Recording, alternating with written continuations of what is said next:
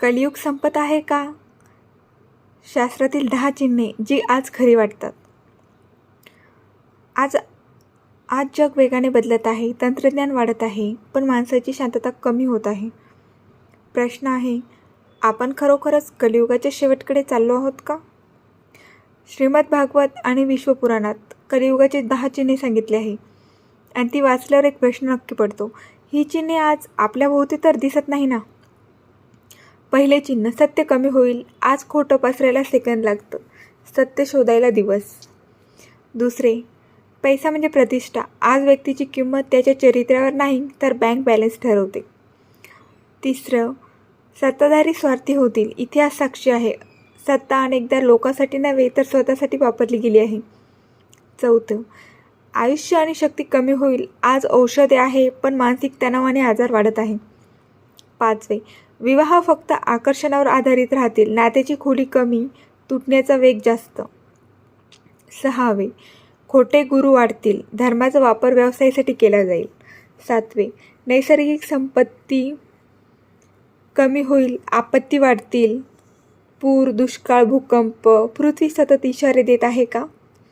आठवे, बाह्य रूपाला जास्त महत्त्व, आतील व्यक्तिमत्वापेक्षा दिसणं जास्त महत्त्वाचं झालं आहे.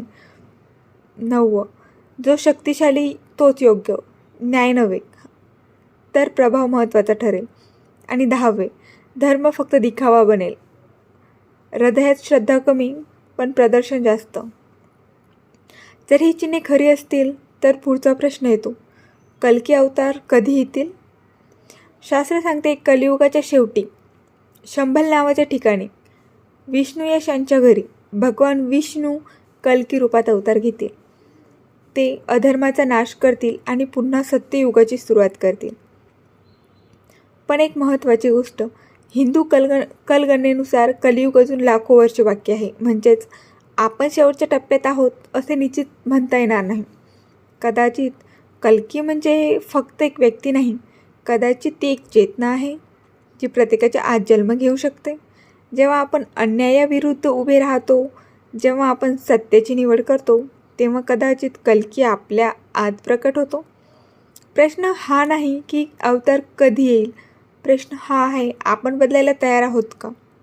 कारण प्रत्येक युगाच्या शेवटी बाहेरून नाही तर आतून सुरू होते. इतिहास पुन्हा घडणार आहे का, की आपणच तो घडवणार आहोत? सत्य लपवता येतं पण कायमचं नाही. थँक्यू.